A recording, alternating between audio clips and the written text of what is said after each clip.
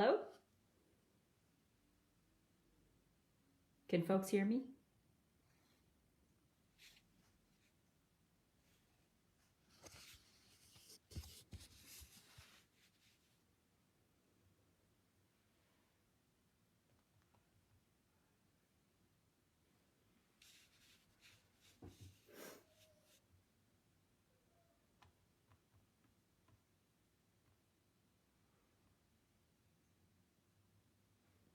All right, if you can hear me, let's get started again. So sorry for the difficulties. Hopefully we'll be able to get you the information quickly as much as possible. So in just a quick way, I talked about some of the things that we have received in terms of questions that have been asked. One of the big things that we want to share with you is that there are property tax programs that are available, or relief programs available for property owners. That's one of the questions that we did receive.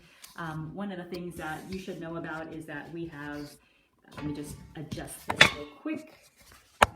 This is the modern technology. Here we go. So one of the things that I want to share with you is that for property tax payments, which is one of the big things that people have asked about, there is a delay in San Francisco. It is not due until at least May 4th. In terms of May 4th, the reason that date is set is that we have a shelter-in-place order that is prevalent here, and we want to make sure that since City Hall is closed, that you know that your property tax payments are not due until the next day when City Hall is hypothetically back open. The reason why I say that is because there's always a possibility that a shelter-in-place order might continue or might be longer, in which case we definitely encourage you to just stay tuned to the news and stay tuned to going to the tax collector's website. This is a common question that people have. My office is the assessor's office.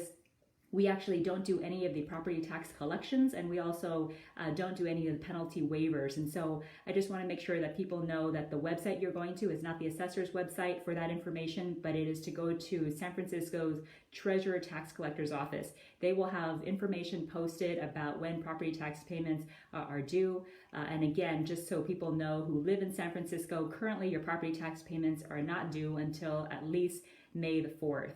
Now, if you are able to continue to pay your second installment on property taxes, we just want to make sure that you know you can do it online as well. And so you can either pay through your bank routing number and information. It's a secure site, or you can also pay through credit card. However, with credit card, there is a transaction fee that is charged. And so we want to make sure people know that. The other thing that we want to share with you is that in addition to property taxes for homeowners, one of the biggest expenses that you're also contending with is the payment of mortgages. And in particular for people who may have just purchased your property, your mortgage payments are probably pretty high as well. There was a very historic announcement not that long ago that Governor Newsom had shared with us, and that was that there was an agreement by about 200 of our financial lenders, among them some of our largest ones, including Wells Fargo, Bank of America, JP Morgan Chase, who actually agreed that they would put a 90-day moratorium in terms of people who can't pay their mortgage payments, to not have late fees, to be able to make sure that people know that their credit scores will not be impacted by it, and some of the fees and interest that typically would apply wouldn't happen. In addition to that, they've also agreed that at least for a 90-day period that they're not going to proceed with any kind of lien processes to foreclose upon homes. And so we just want to make sure that you are aware, in addition to the property tax payment date being moved to May 4th, there is also, or I shouldn't say that the property tax payment date is moved to May 4th, it's just that penalties and interest won't apply until after May 4th for you, but also that you should check with your banks or whoever it is that lends you, the institutional lenders that have provided for your mortgage, to ask what kind of specific relief and programs are available to you. So just make sure that you do know that. Let's see what else we've got here.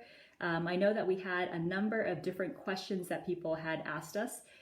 There was a question from somebody who had asked whether or not there was an ability to pay online. So I guess, again, I did mention that earlier. You can pay on the tax collector's website.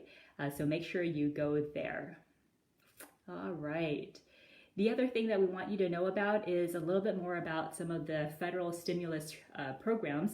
And I think probably many people are thinking about this because you are probably impacted either through loss of jobs or potentially because you've had your hours significantly reduced. So that's a pretty big deal.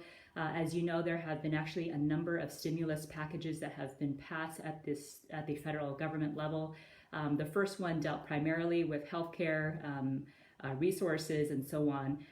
But the last stimulus package, which is technically the third stimulus package called the CARES Act, did include something that potentially would benefit individuals. And so it did include about $1,200 or so for adults who are filing with the single with adjusted gross income of $75,000 or less. It does actually ratchet down, so the higher or the more income you make, it actually reduces the amount that it sends to you potentially. So it does zero out at a certain point, and so not everybody will receive a payment. So if your income is very high, you may actually not qualify. I did see a really great resource this morning from the San Francisco Chamber of Commerce that actually showed a grid with how those payments actually would apply and what your income levels would be and what you would be expecting in terms of payments. So I'll make sure to post that on our website to share with everybody so you have at least that very quick resource for people. But many people have asked questions about, well, what do I need to do in order to receive that benefit? So just know that the way the federal government is planning to implement it is supposedly if you have already filed an income tax for 2018 or for 2019, they're going to utilize that income information in order to disseminate the funding. If you have provided a direct deposit for any transactions previously, so whether it's for your 2018 or 2019 tax payments, what you should expect to see is actually going to be a direct deposit into that same account that you had indicated previously. Now, I'm not sure if this is going to happen, but the latest that we've heard from Mnuchin is that potentially people who have already filed a 2018 and 2019 income tax statement and have actually indicated a direct deposit bank, they could potentially see their check come through or their money come through as soon as next week. We have yet to see if that will be able to be happening, but that's something that we have heard recently. Now, for people who don't have a direct deposit, they have been very clear that it's possible that sending you a physical check is going to take longer. And so apparently it may be up until August before people may receive that check. However, I think because they recognize that there is such an immediate need right now, there is potentially the IRS opening up a portal that allows you to include information in terms of your direct deposit. So just keep an eye out for some of that information coming through. On top of that, I should probably say at this moment that it's pretty important to know that not everybody is going to receive this stimulus funding. For people who have, again, filed an income tax or so on in 2018, 2019, you should see it. And if you haven't, if you had Social Security, that should come to you pretty directly as well. But for folks who are not on Social Security income right now and have not filed 2018 or 2019, we encourage you to apply for your 2019 or basically file your 2019 taxes so that you're able to do it. If you have a bank to be able to put down your bank deposit information, that would be even better so they can quickly get that money electronically to you as opposed to the longer process that it will take for the checks to physically come to you. I did mention that not everybody is going to benefit from it. There are some people who will not be able to benefit, and we would encourage you, if you are able to at all, to donate to two funds. One is a fund called Give to SF, and you can go directly on that site. It really is going to prioritize some of the donation money to vulnerable populations and folks who don't have access to other benefits that everybody else may have access to. There is also the United Way Bay Area. There's a fund that's working directly with workers and with the Labor Council of San Francisco to make sure that some workers who would not be eligible to receive some of these benefits, including unemployment insurance, frankly, will have some resources to be able to help. So definitely encourage you, if you are at all able to, whether it's just a little bit to help your neighbors in need. I think people would really appreciate that.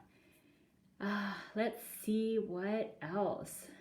I think that is it for now. So we talked about We covered property taxes, and we covered the stimulus package and some of the funding that's available to you.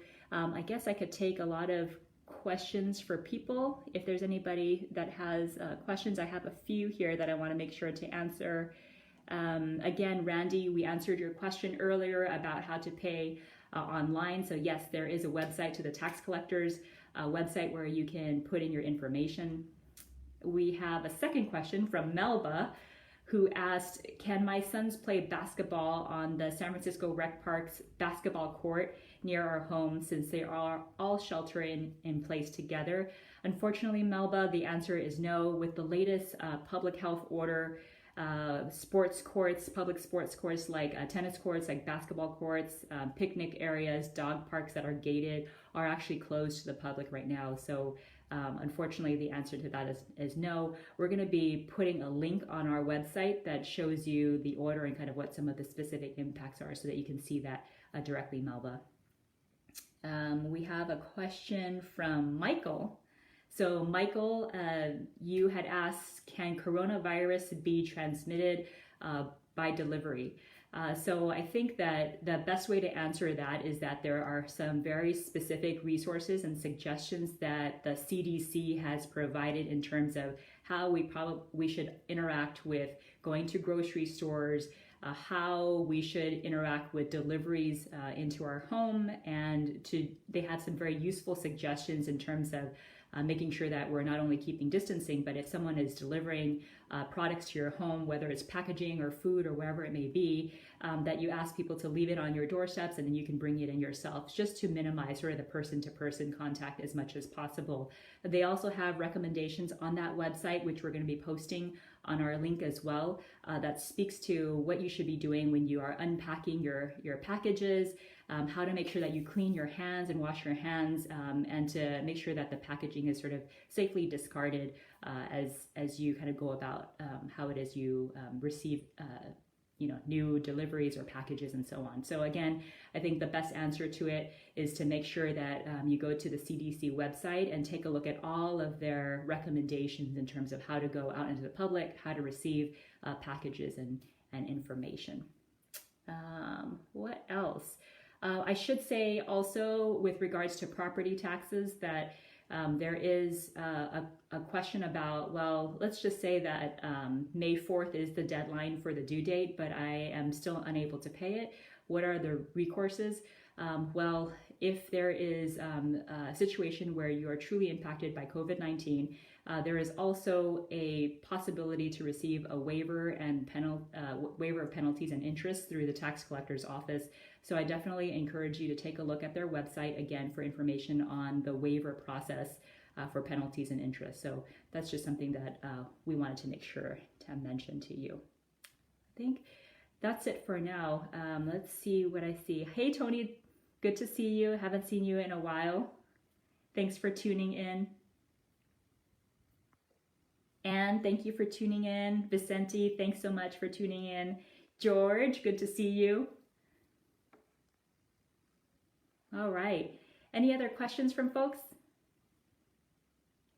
If there are no questions, I wanted just to make sure that you help us to share this link with other people who you think might be finding this information useful, both on property taxes, but as well in terms of some of the guidelines on health guidelines. If you have questions at all, whatever the topic may be related to COVID-19, please send them to us through our website. That way we can try to make sure we get the right experts on to help answer those questions directly. I think being able to not only have good health hygiene, but also having good fact hygiene is a really important thing, especially at this time. Making sure that we're doing that is important, especially at this time when you're hearing so much coming at you from so many different places. All right. So I think that is it. Larry, thank you for tuning in. Can't wait to see you next week on our broadcast. Thank you, Daishi, Katie. See you next time.